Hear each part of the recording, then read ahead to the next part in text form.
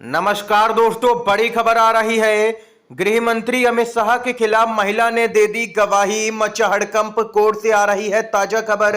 इसके साथ ही दोस्तों बात होगी सुप्रीम कोर्ट से अपडेट आ रही है, जहां पर चुनाव आयुक्त नियुक्ति कानून पर बड़ी खबर है। जानेंगे विस्तार से खबर को।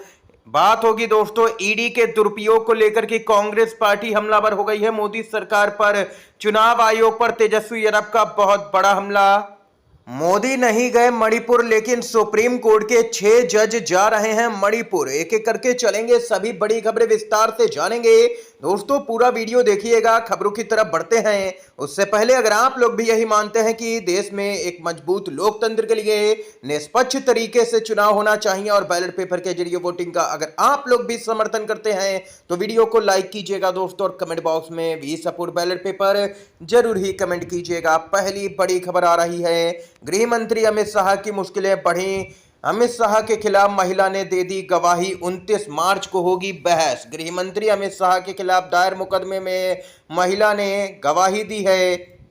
एमपी एमएलए की विशेष कोर्ट के मजिस्ट्रेट शुभम वर्मा ने गवाही पूरी होने के बाद बहस के लिए 29 मार्च की तिथि तय कर दी है। दोस्तों बताते चलें, सामाजिक कार्यकर्ता राम खेलावन ने गृहमंत्री अमित शाह के खिलाफ में बीते दिनों कोर्ट में मुकदमा दायर किया था। उन्होंने आरोप लगाया कि गृहमंत्री अमित शाह ने 17 दिसंबर 2024 को संसद में डॉक्टर BR अंबेडकर के खिलाफ आपत्तिजनक टिप्पणी की थी। इससे उनकी भावनाएं आहत हुई थीं, इसलिए उन पर यहां पर मुकदमा ठोक दिया गया। यहां पर देख सकते हैं कि और अब यहां पर होने जा रही है दोस्तों तगड़े तरीके से बहस। पूरे मामले को लेकर के अमित शाह की मुश्किलें बढ़ चुकी हैं। इसके साथ ही जो अगली बड़ी खबर आ रही है बताते चलें, सुप्रीम कोर्ट से आ रही है बड़ी खबर दोस्तों, जिस पर पूरे देश की थी निगाहें टिकी। सुप्रीम कोर्ट ने चुनाव आयुक्त नियुक्ति कानून पर सुनवाई 16 अप्रैल तक स्थगित की है। सुप्रीम कोर्ट ने चुनाव आयुक्त की नियुक्ति से संबंधित नए कानून को चुनौती देने वाली याचिकाओं की सुनवाई 16 अप्रैल तक स्थगित कर दी है।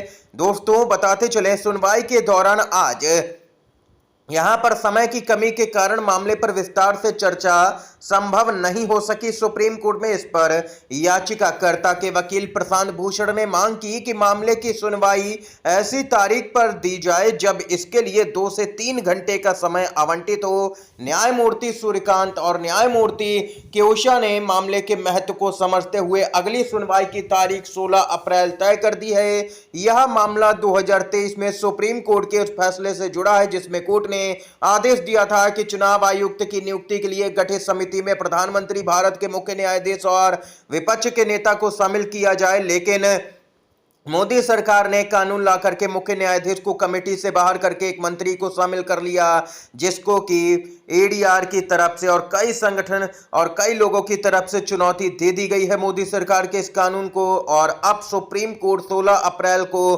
ताबड़तोड़ तरीके से सुनवाई करने जा रहा है दोस्तों। इसके साथ ही अगली बड़ी खबर की तरफ बढ़ते हैं।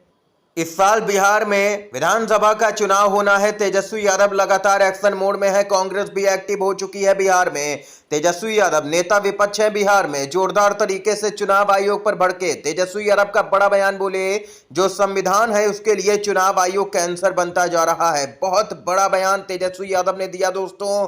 आप लोगों की क्या कुछ राय है तेजस्वी यादव के इस बयान पर, कमेंट बॉक्स में बताइएगा कि आप लोग सहमत हैं या फिर नहीं। दोस्तों जो अगली बड़ी खबर आ रही है बताते चलें, जनसंख्या के आधार पर मिले आरक्षण, पूरे देश में लागू हो तेलंगाना मॉडल। मुकेश सहनी की बड़ी मांग।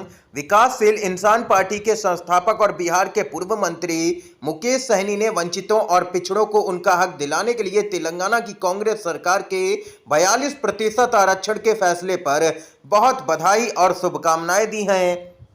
उन्होंने मांग करते हुए कहा कि पार्टी देश भर में जनसंख्या के आधार पर आरक्षण की मांग कर रही है और कहा कि तेलंगाना के आरक्षण मॉडल को हर राज्य में लागू होना चाहिए। उन्होंने प्रदेश के लोगों से वादा किया कि बिहार में हमारी सरकार बनते ही हम भी वंचितों और पिछड़ों को उनका हक, न्याय और आरक्षण दिलाने के लिए प्रतिबद्ध हैं। हर कीमत पर यहां पर आरक्षण का दायरा बढ़ाया जाएगा। राहुल गांधी ऐसी यहां पर वादे करते रहे हैं और यहां पर राहुल गांधी गारंटी भी दे चुके हैं कि संसद में सबसे पहला काम यही किया जाएगा, आरक्षण को बढ़ाया जाएगा और जाति आधारित जनगणना करवाई जाएगी, जिसकी जितनी आबादी होगी उसको उतना हक, उतना आरक्षण दे करके रहेंगे।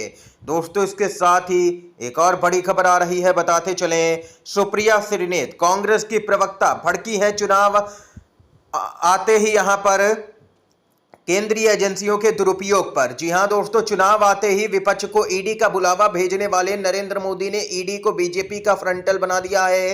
ईडी का इस्तेमाल राजनीतिक विरोधियों को धमकाने के लिए किया जा रहा है। हम यह बात हमेशा से कह रहे हैं, मोदी सरकार खुद ये आंकड़ों के साथ मान रही है। सदन में दी जानकारी के मुताबिक 2015 से अब तक 193 सांसदों, विधायकों और नेताओं के खिलाफ ईडी ने मामले दर्ज किए, लेकिन चौंकाने वाली बात है, रिपोर्ट में उनमें से सिर्फ 2 के खिलाफ ही आरोप तय हो पाए हैं। दोस्तों, ये मामला बहुत गंभीर है। 193 सांसद, विधायकों के खिलाफ यहां पर ईडी ने यहां पर मामले दर्ज किए, नेताओं के खिलाफ, लेकिन आरोप किसी पर, यहां पर 2 पर ही तय कर पाए हैं। लोगों को प्रताड़ित किया गया, घंटों पूछताछ में बर्बाद किए गए, डराने का हर संभव प्रयास किया, स्वास्थ्य और उम्र का भी लिहाज नहीं रखा गया। और यह तो सिर्फ ईडी की बात हो रही है, इससे भी ज्यादा दुरुपयोग अपनी सस्ती बदले की राजनीति के लिए मोदी ने सीबीआई, इनकम टैक्स जैसी एजेंसियों का भी किया है। सुप्रिया श्रीनेत जबरदस्त तरीके से भड़की हैं, खुद की पोल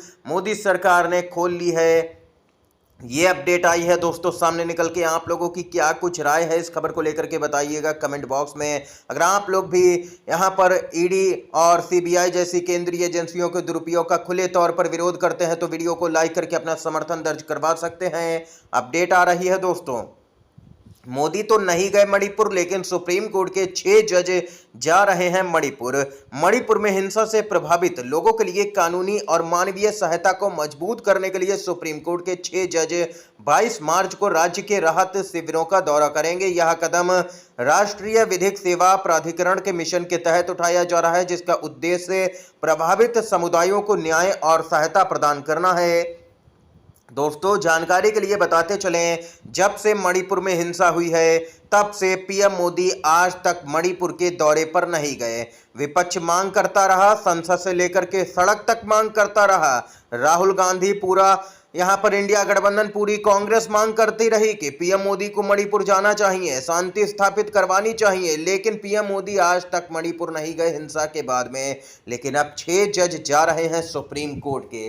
इस समय की दोस्तों तमाम बड़ी खबरें थी, मुख्य समाचार थे जो हमने आप तक पहुंचाए। दोस्तों, वीडियो अगर आप लोगों को पसंद आया हो तो लाइक कीजिएगा, इन खबरों को शेयर कीजिएगा अपने दोस्तों में, और चैनल पर अगर आप लोग नए हैं तो चैनल को जरूर ही सब्सक्राइब कीजिएगा। वीडियो देखने के लिए दोस्तों आप सभी का बहुत बहुत धन्यवाद। जय हिंद, जय भारत।